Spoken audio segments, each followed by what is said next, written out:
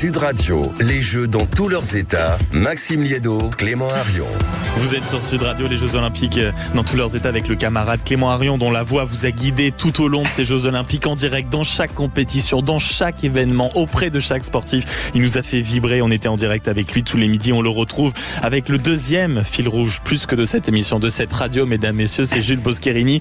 Et aujourd'hui, ça va parler vente en ligne, mon cher Clément. Eh oui, on en parle avec vous, Jules Boscherini. Cet événement qui fait suite au marathon pour tous de Paris, et ça ne plaît pas à tout le monde. Ouais, franchement, il y a de quoi. C'est assez surprenant, mais dès le lendemain de la course, certains des participants du marathon pour tous ont décidé de mettre en vente leurs médailles.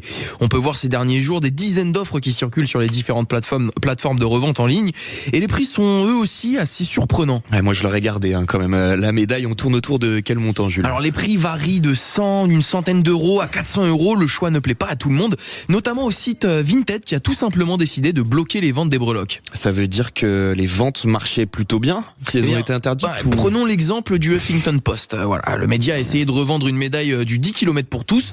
Prix de départ 300 euros. Et en quelques minutes, les offres fusent et les négociations commencent.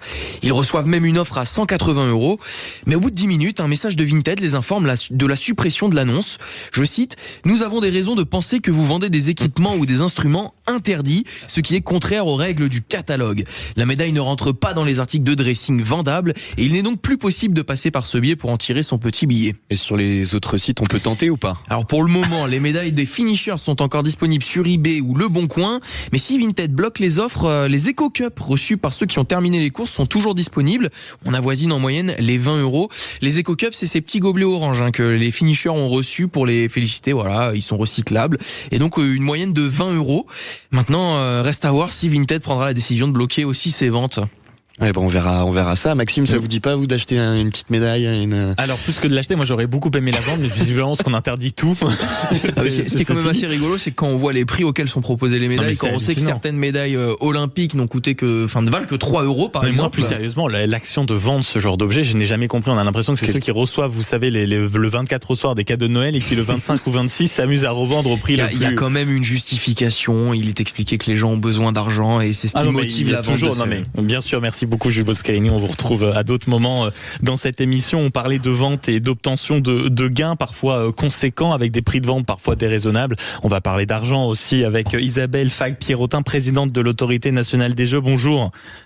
Bonjour. Merci beaucoup d'être avec nous. On voulait vous avoir en ligne parce que le niveau de mise des paris sportifs durant ces JO se sont élevés à 288 millions. Si l'on ajoute les mises engagées en points de vente, nous devrions très vraisemblablement approcher la barre des 400 millions, c'est près de 4 fois ce qui avait été engagé lors des Jeux de Tokyo. J'imagine donc que c'est une pluie de records pour vous.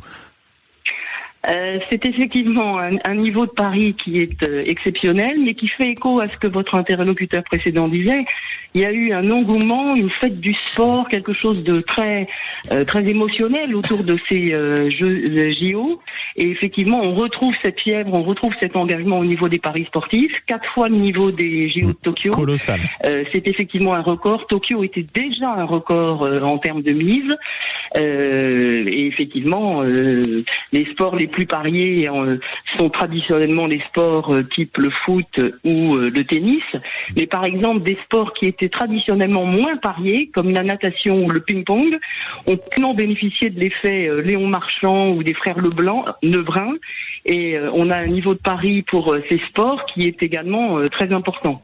Et vous parliez, excusez-moi, de la natation. Quand vous dites que ça a amené des sommes intéressantes, on parle de combien, par exemple, de paris sur la natation? On est autour de 13 millions d'euros pour la natation et 13 millions d'euros également pour le tennis de table. Là où d'habitude, on est à combien? Paris en ligne. Là où pour le tennis ou le foot, on est plutôt autour pour le tennis de 60 millions d'euros et pour le foot de 71 millions d'euros. Vous voyez, donc il y a une vraie différence. Mais en tout cas, la natation et le tennis de table émergent comme bénéficier de cet engouement. Des sports qui intéressent. Et comment on l'explique? On est quand même à x3, x4 par rapport à Tokyo. Est-ce que c'est tout simplement parce qu'on avait les JO à domicile, ou il y a une autre explication? Ou est-ce que en fait les Français parient de plus en plus aussi? Et les Français parient de plus en plus. C'est un élément la culture numérique maintenant quotidienne, aussi, notamment des jeunes publics. C'est vrai que c'était en France, donc effectivement, ça a attiré plus de supporters. Et puis, on a quand même, dans les sports collectifs, les Français ont brillé. Le basket, le hand, le volley. On a eu des performances assez exceptionnelles des équipes de France. Et donc, tout ça a entretenu l'idée que les paris, c'était participer à cette positivité collective. Et est-ce que les Français pariaient sur les équipes françaises finalement et sur les athlètes français? Vous avez des chiffres sur ça? En général, les Français parient sur les équipes françaises. Évidemment. Oui. Mais est-ce que vous avez observé aussi une forme d'abus, parfois, j'imagine, des dérives ou des détournements au moment des paris sportifs, où justement vous avez réussi à endiguer peut-être les tentations de certains, peut-être même des ingérences? Alors nous, on avait deux préoccupations. On avait la lutte contre l'addiction, et la lutte contre les manipulations sportives. Pour ce qui est de la lutte contre les manipulations sportives, il y a un dispositif totalement exceptionnel qui a été monté à l'initiative de l'ANJ, qui a associé une vingtaine de collaborateurs de l'ANJ, du ministère des Sports, du COJOP, du ministère de l'Intérieur, du parquet, enfin vraiment tous les agents publics concernés par cet enjeu de la lutte contre les manipulations sportives, articulés avec nos partenaires internationaux, et toutes ces personnes ont fait en sorte qu'on a contrôlé le risque de manipulation, et globalement on a eu un certain nombre d'incidents. On a une centaine de compétitions, enfin de matchs qui ont été mis sous surveillance renforcée, mais globalement ça s'est bien passé. Pour ce qui est de l'addiction, pour ce qui est de l'addiction, nous avions en fait invité l'ensemble des opérateurs français quelques jours avant l'Euro et les JO pour vraiment les appeler à une grande vigilance et à une responsabilité par rapport au niveau de Paris. On leur a demandé de veiller à ce que leur publicité, parce que c'est évidemment le levier le plus incitatif. Et il y en avait beaucoup des publicités d'ailleurs à la télévision entre les épreuves. Mais que ces publicités soient moins orientées jeunes publics, 18-24 ans, puisque c'est la population la plus vulnérable en termes de paris sportifs. Mais ça représente combien, par exemple, dans les tranches d'âge de vos parieurs, par exemple? En fait, l'âge moyen du pari sportif, c'est 28 ans. Ah oui, donc quand même une population très jeune. Donc c'est une population très jeune, et en fait c'est une population qui aussi est particulièrement vulnérable aux émotions des paris, et qui en plus en général n'a pas beaucoup d'argent. Oui. Donc qui est capable d'aller chercher de l'argent là où il n'y en a pas forcément pour suivre l'engouement. Oui.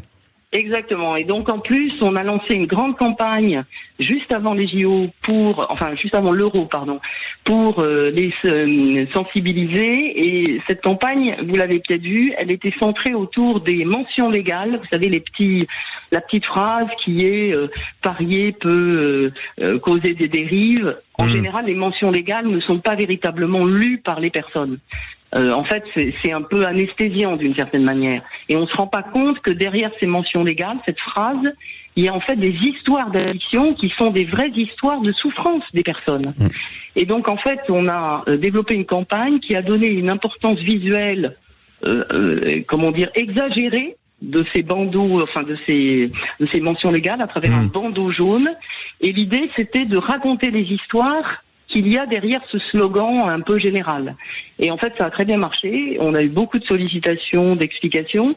Et je crois que ça fait passer l'idée que on peut parier, s'amuser, mais jamais dans l'excès. Le pari excessif, mais tout en étant raisonnable. Il est porteur de souffrance. Bien sûr. On le rappelle à nos auditeurs d'ailleurs. Bien sûr. Les paris sportifs sont dangereux. En revanche, si vous voulez parier sur Sud Radio, c'est vraiment un pari sûr. Et comment faites-vous pour contrôler aussi le fait qu'aucune personne ne soit impliquée, ne parie sur les épreuves alors qu'ils sont impliqués directement dans les Jeux Olympiques? Je pense aux coachs, aux préparateurs, etc. Qui étaient impliqués. C'est effectivement une des règles de base, c'est que toutes les personnes qui sont associées aux JO ne peuvent pas parier non seulement sur leur sport, mais en fait sur toutes les compétitions. Et pas que sur les JO, dans le football, dans le rugby, etc. Exactement. Non, mais en matière de JO, pour les JO, les JO sont considérés comme une seule compétition. D'accord. Donc en fait, dès que les athlètes étaient associés aux JO, ils ne pouvaient pas parier ni sur leur sport, ce qui est normalement la règle de base, mais ni sur l'ensemble des autres compétitions. Et comment on va les chercher si un athlète va parier? Eh bien, comment on va vérifie ça? En faisant des croisements de fichiers. D'accord. Et donc, on a fait 7 croisements de fichiers pendant les JO qui ont donné lieu à plus de 40 000 vérifications. Donc ça a été vraiment quelque chose de très important qui a fait ressortir quelques anomalies sur les athlètes, sur les bénévoles, mais je dirais que ces anomalies, c'est-à-dire en fait concrètement des personnes qui ont misé, étaient très modestes. Donc il y a des athlètes qui étaient au JO et qui ont misé sur des épreuves. Et qui ont misé, non pas nécessairement sur leur sport. Et alors, qu'est-ce qu'on a comme sanction si on joue avec ce feu-là ? Normalement, il y a des sanctions disciplinaires qui peuvent être prises par le COJOP ou par le CIO, mais là en pratique, il y a eu un rappel à la loi parce que c'était très modeste et très petit, enfin je dirais il y en avait très peu. Donc en fait, on a considéré que le rappel à la loi et à la réglementation suffisait. Et même chose sur les bénévoles qui auraient pu être déshabilités pour avoir parié sur un sport, et en fait là aussi ils ont eu un rappel à la loi. Mais c'est quand même la première fois qu'on a un dispositif de contrôle de fichiers, enfin de rapprochement de fichiers aussi important que celui que nous avons opéré pendant les JO. Merci beaucoup Isabelle Faque-Pierrotin, présidente de l'Autorité nationale des Jeux, pour avoir abordé avec nous l'ensemble de ce que représentent les paris sportifs avec une somme colossale, pratiquement 4 fois plus que les mises enregistrées pour les Jeux de Tokyo. On va avoisiner pratiquement les 400 millions. Moi, je vous le dis, je parie tout de suite sur Jules Boscherini qui est en direct avec nous sur Jules Radio et qui va nous apporter un éclairage concernant les Jeux paralympiques, parce que figurez-vous, il reste des places. Alors suivez-nous, écoutez et réservez vite. À tout de suite sur Sud Radio. Sud Radio. Sud Radio. Parlons vrai. Parlons vrai. Sud Radio. Parlons vrai.